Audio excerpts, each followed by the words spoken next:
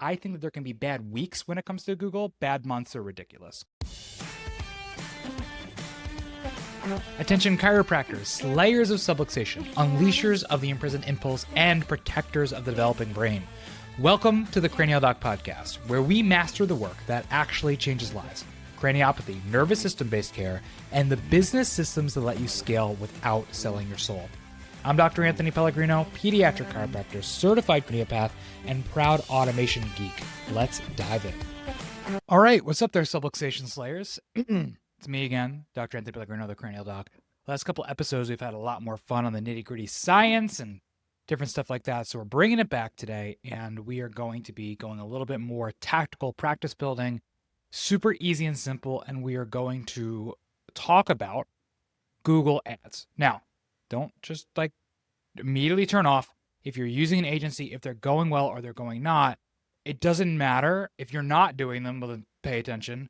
But this is a very, very, very important tactical conversation. So on one of these podcast episodes, what I talked about is how I, in our email list at thecranialdoc.com, which you should absolutely be at, I talked about how I fired every agency that we worked for, took over everything ourselves, and basically 10x our results, and how for me, the primary metric that I use to know how things are scaling and going isn't just our ROI, which is going to be your LTV, removing for your expenses, and then accounting for your expenses, and then looking at that over the customer acquisition cost. What I care more about is, because I'm in a growth and scaling phase, is my 30-day collections, which is basically, if you're doing care plans, it would be the cost of the new patient exam, of course, and the cost of whatever they do with the report of findings, if they pay in full, if they go monthly, or anything else like that, divided by the customer acquisition cost. Basically, when I have somebody come in, right, when they say yes to care, how many X am I making in the next 30 days, right? How much more am I making than I spent? And that's important because let's say you're growing a practice, there's no cash flow issue in that regard, right? So I put in $1, I get $2 out before my credit card statement is due. So there's no cash flow issue there. So when we're looking at doing that and running all those numbers, I think that every practice really needs to pay attention to Facebook and Meta, Facebook, Instagram, Meta, and Google. Everybody, because all the agencies charge a ton to be able to do this, they have tons of marketing to you. Everybody wants to do Meta, which is, I think that you should do Facebook ads. The problem is for that unless you have people who have that, when it goes to their newsfeed, they're a low intent person. They weren't waking up in the morning, going on their Facebook or Instagram to look for a chiropractor. They just happened to see your ad and were like, oh, that sounds interesting. And so they clicked it, okay? So they're low intent. So unless you have the team and capacity to process new patients at a 25 to 50% tops conversion rate, then by the way, if you're doing Meta and you're more than that, you're probably not charging enough. So that's a whole nother conversation, right? But whatever. So unless you have the team and capacity to be able to do that, if you're just growing into the digital space, what I would rather see you do is start by focusing on your really high intent digital leads, which would be Google, which are somebody who woke up and they actively typed into their computer, best chiropractor near me. And then they found you and then they come in. That's a much higher intent person, okay? Now, the flip side of that is as you're growing and scaling, there's only so much you can put into Google, right? Because there's only so many people in your community that are waking up and typing best chiropractor near me, right? And so you're limited by the amount of people who are deciding to search that. You don't get to force them to search that. You don't get to put your ads in front of them unless they're searching for it. So while it's a lower conversion rate and great overall, Meta is going to be much more scalable because there's almost no limit to the amount of eyes that you can be in front of. So I just wanted to differentiate that. Today, we're going to focus on Google Ads. Now, whether you're doing them yourselves or running with an agency, there's a couple different things that I really want to pay attention to, okay? So when we're looking at, and I'm going to kind of define a couple terms in terms of how Google Ads works, so pay attention. So when you're running your Google Ads, and again, I'm going to be talking specific to search campaigns. There's also YouTube as part of Google. There's also Performance Max, which is like the random stuff that you see when you're on random websites. We're not talking about that. We're talking about search campaigns here, which I think you really should be doing, right? If you're a pediatric chiropractor, like you might not care about best chiropractor near me, But if somebody's searching pediatric chiropractor, you're like, yeah, I really care about that person. I want to be your person. So many times people say that I want to be the community pediatric chiropractor. But then when somebody's searching from there online, they don't have dominance. Okay. And so the way that these works is you have a search campaign, and then for each search campaign, you might have sub ad groups. And those ad groups would say, I run this ad for this keyword. And we'll talk more about keywords. I run this ad for this keyword. So we're just going to keep it really simple and put just talk about a chiropractor near me. We're going to focus on that. So the keyword is what that person types in and searches. Okay. And so let's say they search chiropractor near me. If you have that listed as one of your keywords, you are going to bid on showing up for one of those top couple slots. Now, there's 3 different types of keywords that you need to pay attention to, okay? If an agency's running this is just something to talk to them about.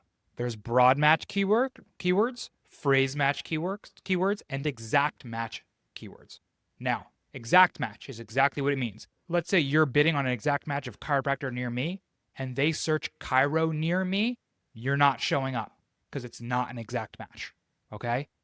If there's phrase match, it's going to be looking for things that are really similar. So let's say you have chiropractor near me, and they search pediatric chiropractor near me. The chiropractor near me phrase is in that, so you're going to show up. And then broad match is where Google chooses anything that it thinks is like what they searched. Let's say they searched back pain exercises. You might show up as an ad.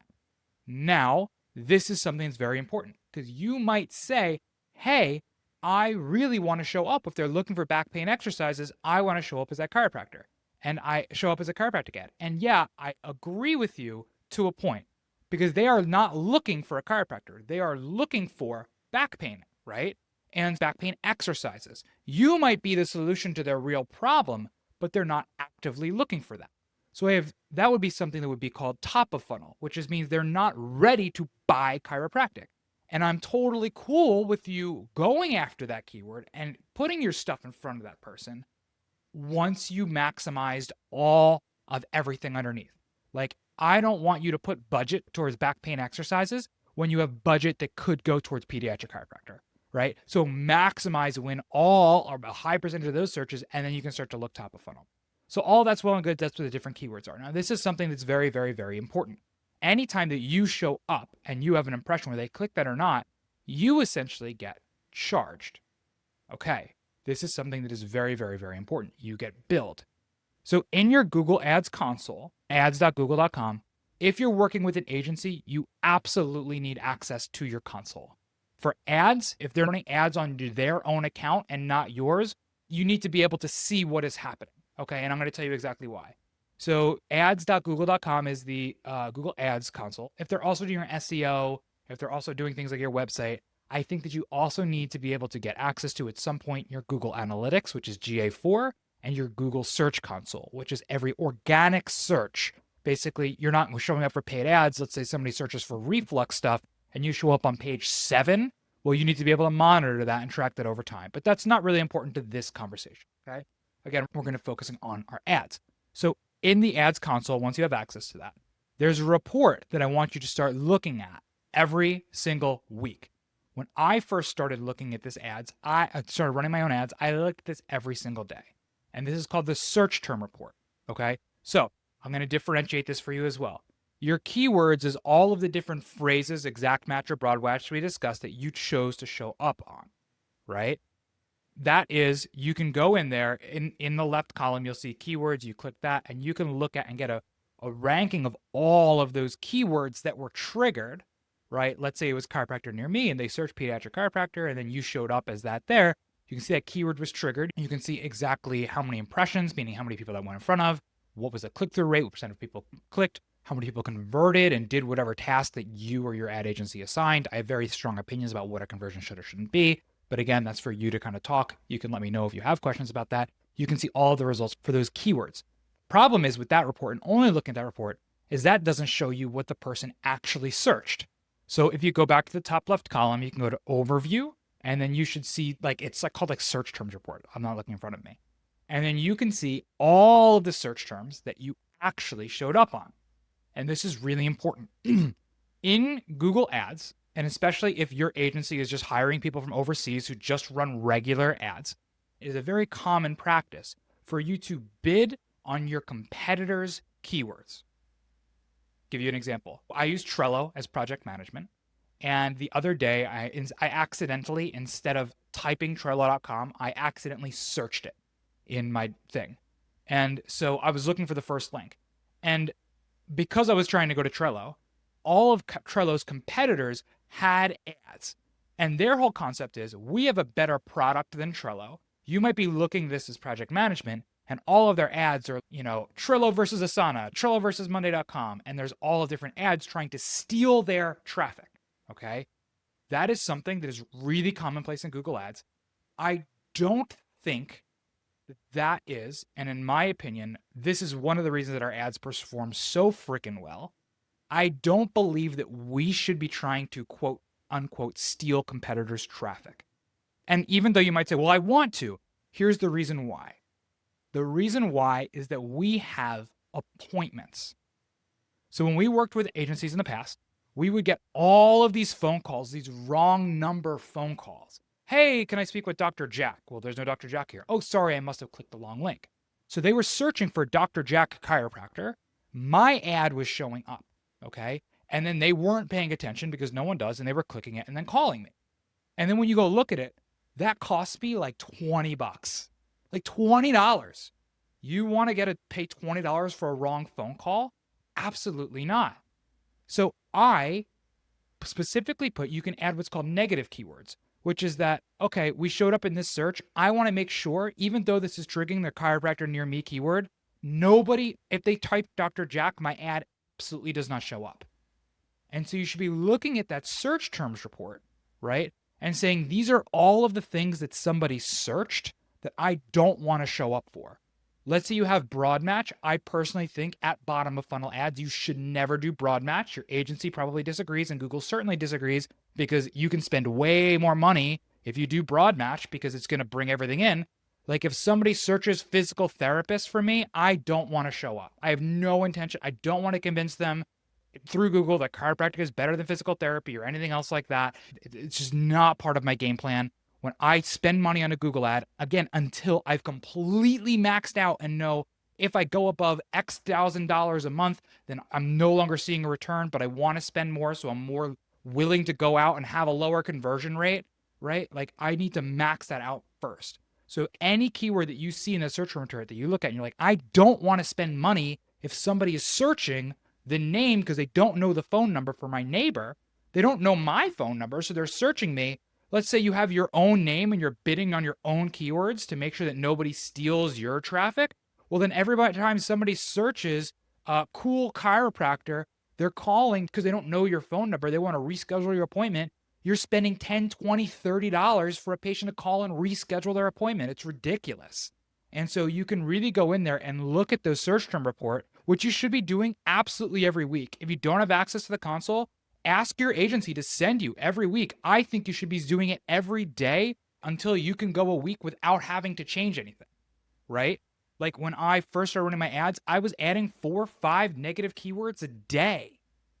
And so you absolutely should be looking at that and making that change and saying, hey, I don't want to spend money on this. Clean it up, clean it up, clean it up, clean it up. Make sure that every dollar that you're spending is going to very high intent, very conversion driven, very high intent leads that will actually show up in your office, that will be happy to be there.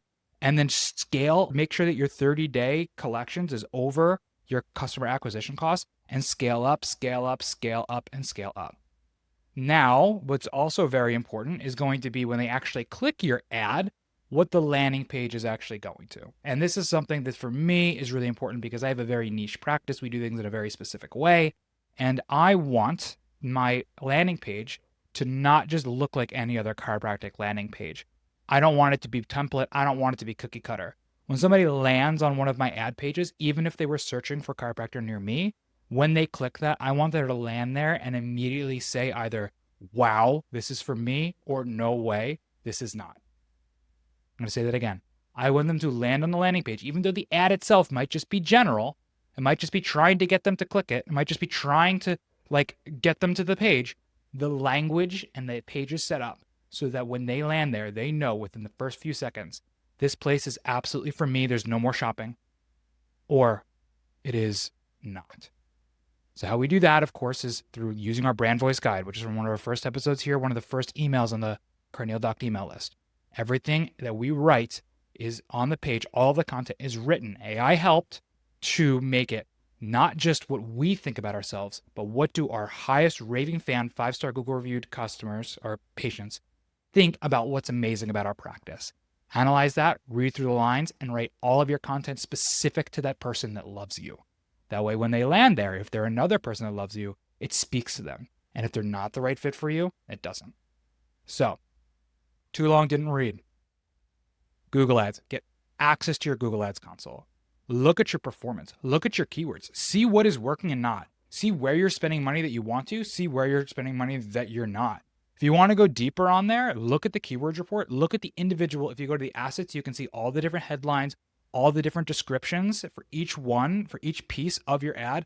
And you can look at it and see which one of these is performing or not. What your agency or what you should be doing over time is looking and saying, hey, these are the things that are performing. I want to keep them.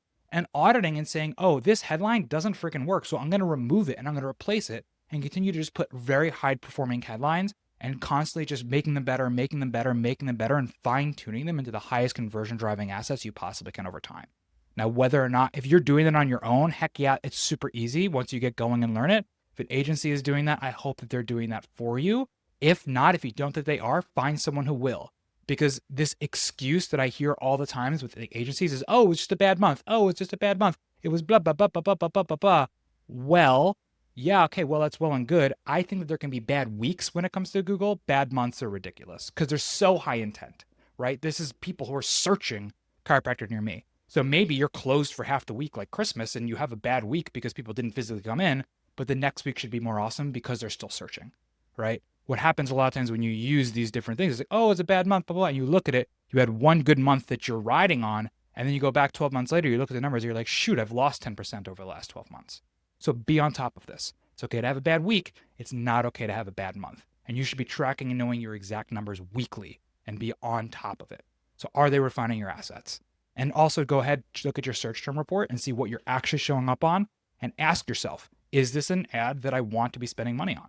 If somebody's searching for my neighbor, do I want to spend $10 to $30 to show up to catch their new patient appointment? Do I want to show up for people searching for physical therapists near me?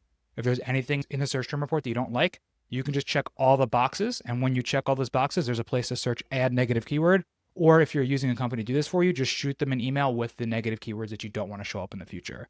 This is how you keep your Google ads high converting, high performing for a long period of time, and how you can scale up, up, up, up, up, and up, because you can go from spending $500 a month to $5,000 a month and having your return continue to go up because you're not wasting money on things that maybe, when you're at $500 a month, if you're wasting $200 on keywords that don't matter, that's whatever. But at $5,000 a month, now that 200 means throwing away 2,000, and I'm not cool with that. Hope you got a lot from this. Make sure you're on the Carneal Doc email list. And please, we're getting such good feedback from this podcast. I think people more like the clinical stuff more than this, but hey, this is what I feel called to discuss today. So make sure you subscribe, rate, review, and do me a favor if this helps you, share this with a friend, right? Because I think that pediatric chiropractors, especially those who are listening to this, that are obsessed with cranial work, I think that when we can own this, put this out into the world, do it well, do it at scale, be able to own the marketplace from the attraction, conversion, and retention, and just owning this material, I think that the world looks different. If you can get what you know, if you can do it at the level that I know is capable, and you can build your practice in the way that I know that you can, I know that the world looks different when more people are face down or face up getting their palate TMJ cranial bones adjusted, not by some woo-woo bullshit, but some real specific subluxation-based chiropractic craniopathy and chiropractic care. All right? Have a beautiful day. Catch you at the next episode. Thank you for listening to another episode of the Cranial Doc Podcast. I hope you got a ton of value out of today's episode. And if you did, it would mean the world to me if you jumped over to iTunes or your favorite podcast player of choice and subscribed, rated, reviewed, and shared this episode with a friend that you know could benefit. We have a ton of this information and more in our free email series at thecranialdoc.com. So go ahead and jump on there, subscribe, and get me raw, unfiltered in your inbox every week, changing your practice. Can't wait to see you for the next episode.